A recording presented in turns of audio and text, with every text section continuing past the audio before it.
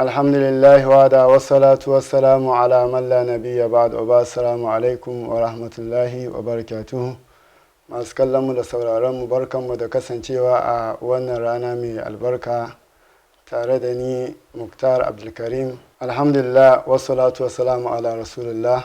Masu kallon mu barkanmu da kasancewa a wannan rana mai albarka a cikin wannan sabon shirin namu na addinin mu. Ni Muktar Abdulkarim. Shirin addininmu shiri ne da zai rika kawo mana malamai, tambayoyi, tarihi da abin da ya kama da haka. Shirin addininmu shiri ne wanda zai rika tattaunawa da malamai, tarihi, tambayoyi da sauransu. Shirin addininmu shiri ne wanda zai rika kawo mana malamai, tambayoyi, tarihi da duk wani abin da ya shafi addininmu. Amma kafin mu shiga gundarin shirin, a ɗan dakace mu kaɗan.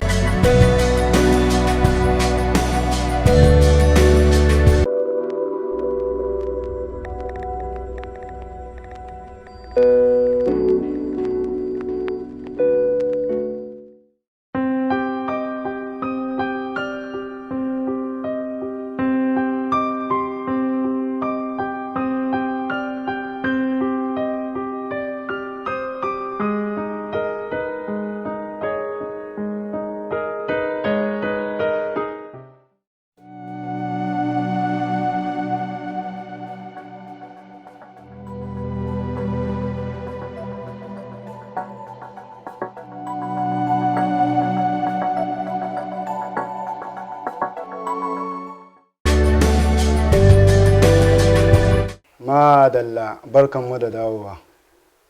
A cikin shirin mun yi dacen kasancewa da Sheikh Ahmad Saleh Maf.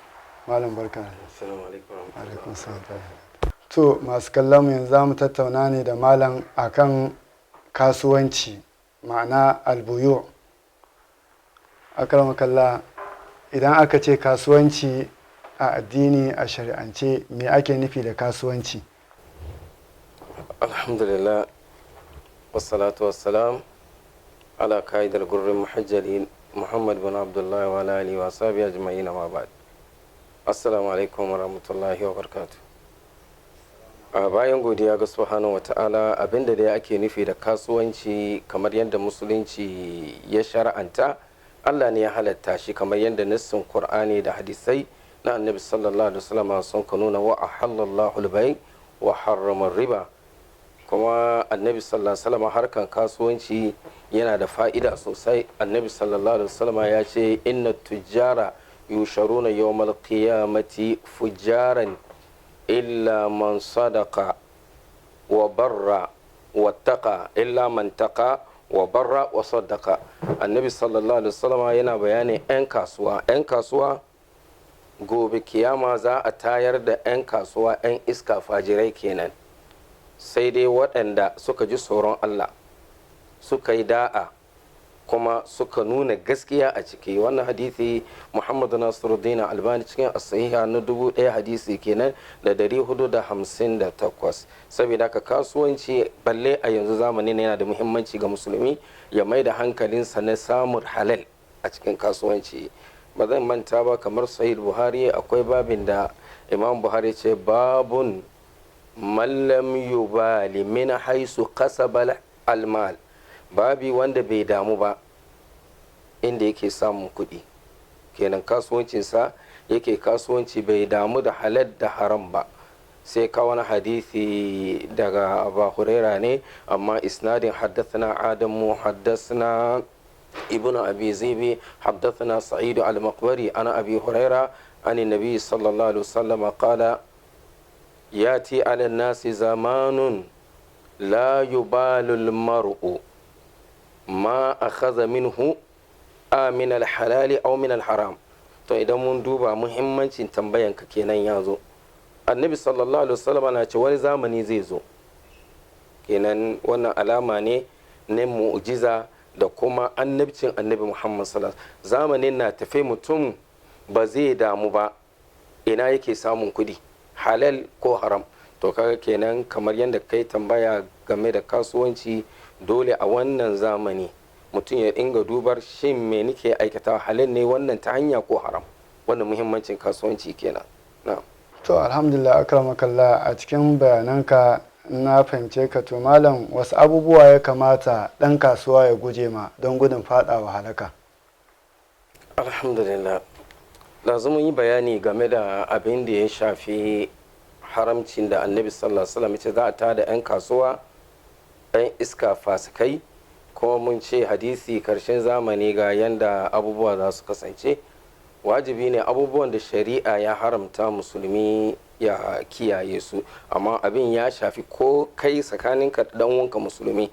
Misali algush, annabi sallallahu alaihi wasallam ya ce man gashana falaysa minna, wanda yayi algushu bai tare da mu. Kuma an so dan kasuwa ya zama mai sauki. Akwai hadisi cikin sahih buhari mai inganci daga Jabir dan Abdullah, manzo sallallahu alaihi wasallam ce rahimallahu rajulan sam'a idha ba'a wa idha ishtara wa idha qatada. Allah ya rahama ga mutumin da in ya je nema kamar oda kenan sai nemi kaya masu sauki. Kaga ba kamar 'yan kasuwa a yau a Najeriya kamar batun shinkafa, yanda mutum in ya so ma da sauki tsada zai sayar.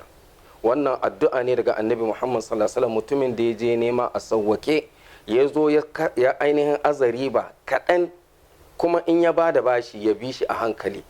Wannan addu'a akwai hadisi sahihi a cikin cikin sahih buhari, babi ne na hawala ko kafala, inda manzon Allah sallallahu alaihi wasallam ya bayani daga Abu Huraira ne.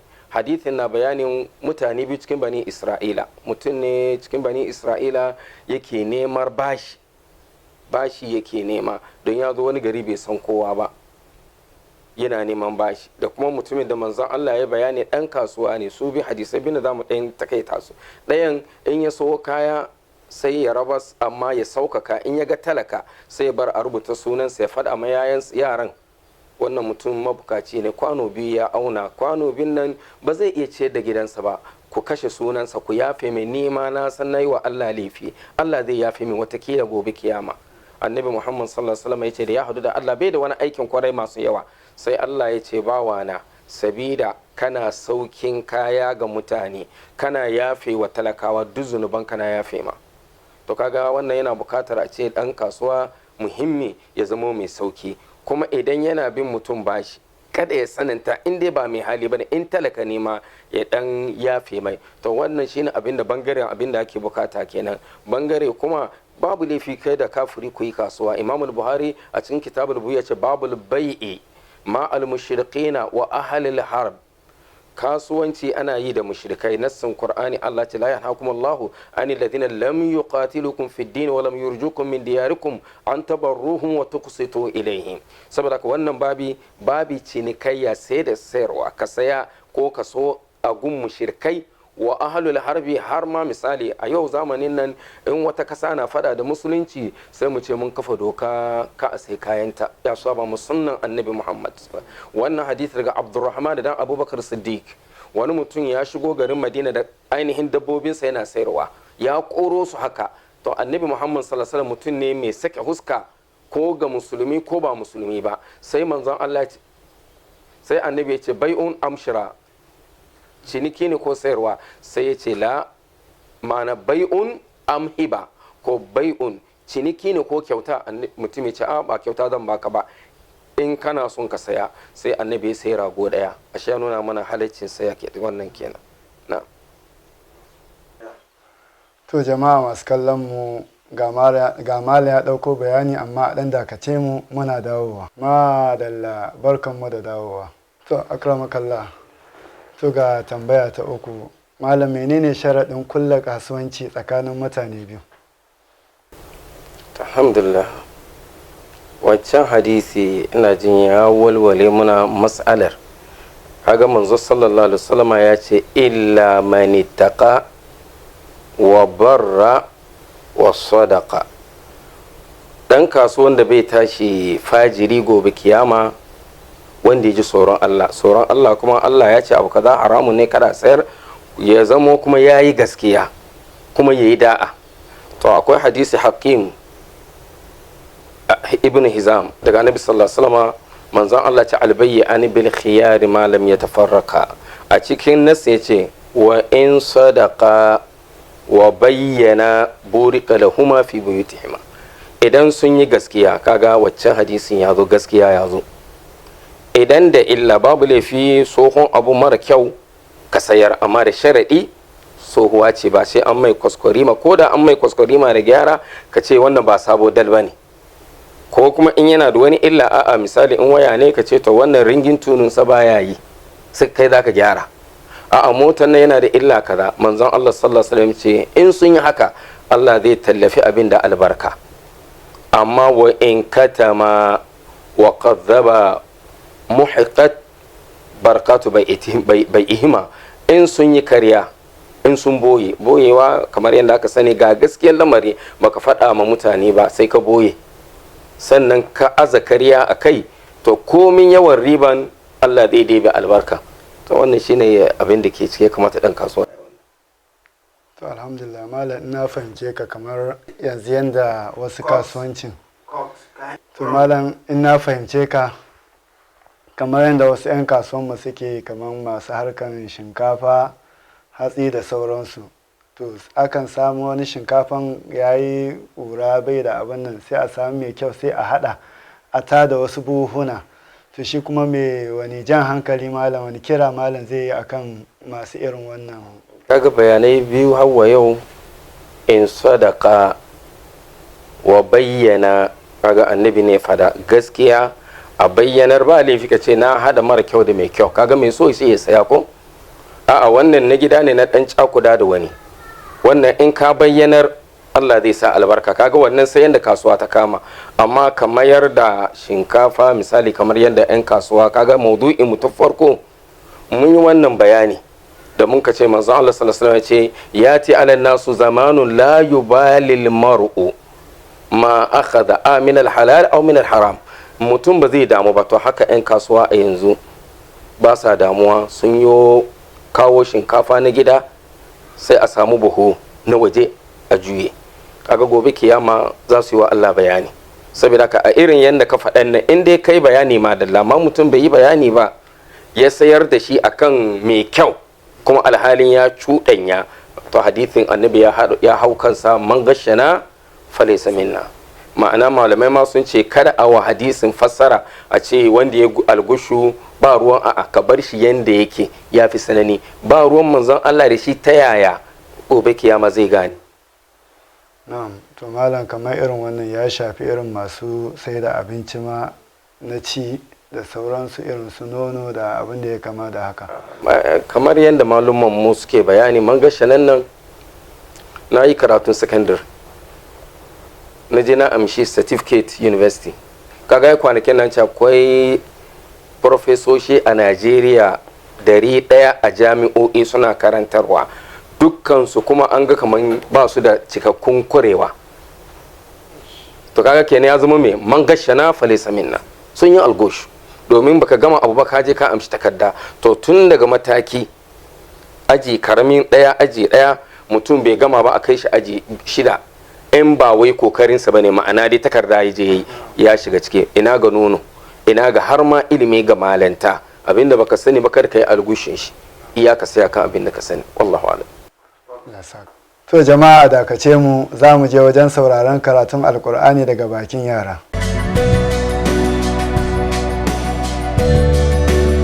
أعوذ بالله من الشيطان الرجيم. بسم الله الرحمن الرحيم.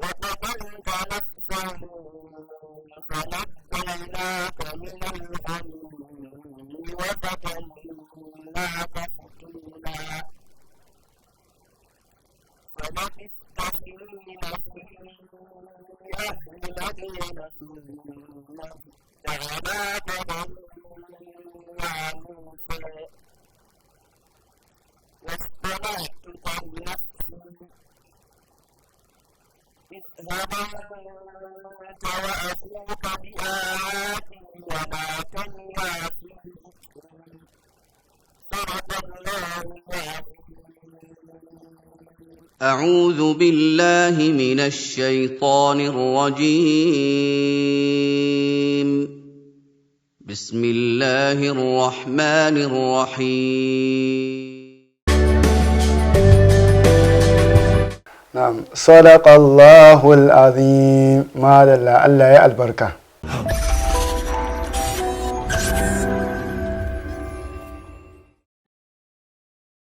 Assalamu alaikum, sunana Bashir Habib, ma'aikacin Hijira TV, mai kula da harkokin kasuwanci a Hijira TV a nan jihar Lagos da kudancin Najeriya. Sunana Idris Muhammad Jos, ma'aikacin Hijira TV a jihar Lagos da kudancin Najeriya baki daya. Sunana Muktar Abdulkarim, ma'aikacin Hijira TV a jihar Lagos da kudancin Najeriya.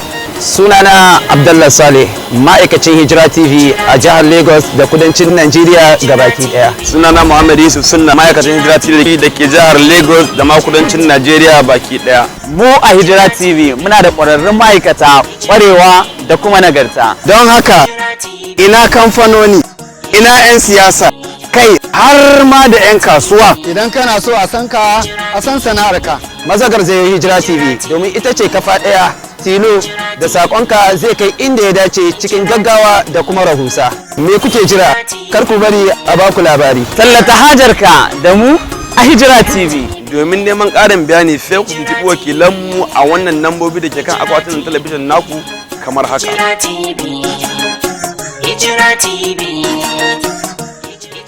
Bugu da ƙari, ana iya kallon mu a duk faɗin Afirka har ma da kudancin Turai baki ɗaya. Hijira TV. Hijira TV. Alƙiblar rayuwa.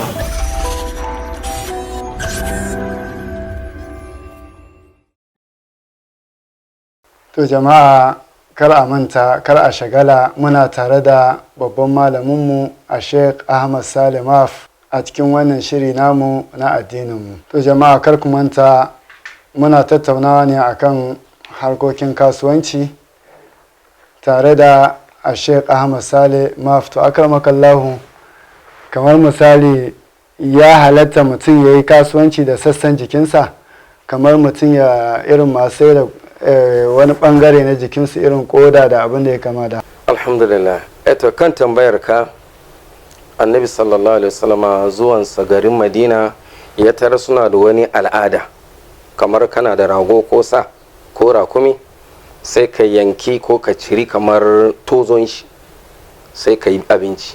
Kaga kenan wancan da rai ana mai jinya ya warke.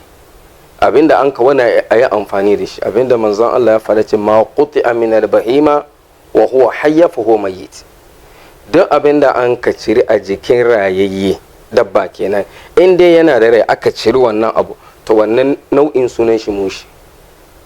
To idan dabba kenan, kasa musulunci ya kula da dabba, ya ba dabba haƙƙi, to ina ga dan adam. kuma Allah ta wala taqtulu anfusakum, kada ku kashe kawunan ku.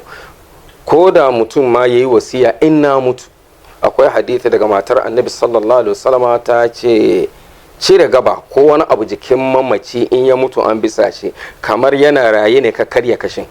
Saboda ka dan adam bai da wannan dama, shari'a bai bashi wannan dama ba, duk dai ya hau cikin wancan neman duniya ba tare da dubar ina muke samun kudi ba. Wallahu alam. To akramakallah, wani kira za ka yi wa 'yan kasuwanmu baki daya a halin yau? To a takaice kaga mun yi bayanin hadisi na Jabir, rahimallahu rajulan samhan idha ba'a wa idha ishtara wa idha qatada. Ba gwamnati kaɗai ne zai gyara al'umma ba, wa kadhalika nuwalli zalimin ba'dhum ba'da. Allah na jibintar da azalimi, in mutane azalimai ne ba sa samun shugaba na kwarai. In mutane azalimai ne to na sama bai zama wa mai na kwarai. Idan mutane sun gyaru, Allah zai ba su mai shugaba na gari. To in ka dubi yanayin kasan nan, masu son dukiya ko ci wace hanya sun fi yawa, saboda haka aka shiga wahalar mai abinci. Me yasa? Saboda duk wani ɗan kasuwan da ya so sai ya kare mugun riba. Sannan su kuma manoman ba sa baiwa, yanzu haka wani ya kai kuɗinsa wata 3 a yi oda na gidan bai samu ba. Me yasa? duk 'yan kasuwa ne, ba gwamnati ba. To kiran da za mu yi wannan hadithin Annabi sallallahu alaihi wasallama da kuma waccan hadithin da Annabi ya ce mutum ya shiga aljanna, Allah ya sauƙaƙa mai don tausayin al'umma. Kasuwanci ba don a tara kuɗi da yawa bane, kasuwanci don tausayin marasa shi. In ma Allah ya hore ma kaga wani gidansa ba abinci, akwai wani babin da Buhari ya yi, bari mu kulle karatun mu darasin mu da shi, yace babun man ahabba al-basta fi rizqi, wanda ke son Allah ya buɗa mai kasuwancin shi ya inga tafiya. Shi kawo hadisin Anas, man sarrahu an yubsita Allahu lahu rizqahu aw yansa'a lahu atharahu falyasil rahim. In kana sadar da zumunci talakawan unguwanku kana musu wannan, to Allah zai maka kasuwancin ka albarka. Saboda kuma muna kira ga 'yan kasuwa, su din ne za su nemi riba kaɗan sai al'umma a samu wadatan abinci. Wallahu subhanahu wa ta'ala alam. Assalamu alaikum wa rahmatullah. Da fatan malam nan gaba mun gayyace ka a shirinmu na gaba, malam zai ba mu haɗin kai domin ci gaban addininmu. Insha Allah, Allah ya nuna mana. Assalamu alaikum wa rahmatullahi wa barakatuh. To jama'a, da haka muka jawo labulan wannan shirin namu a yau. Za mu haɗu insha Allahu a mako na gaba domin ba da shawarwari ko ƙorafi ko kasancewa a cikin shiri ko tallace-tallace, sai ku tuntuɓe mu a kan dandalin da ke kan akwatunan talabijin naku. To muna ba da godiya ga malam da ya zo cikin wannan shiri da duk waɗanda suka ba da gudunmawa a wannan shiri namu. Wanda ya tsara shirin Idris Muhammad Jos, sai ni Muktar Abdulkarim wanda ya gabatar. Da haka nake cewa assalamu alaikum wa rahmatullah.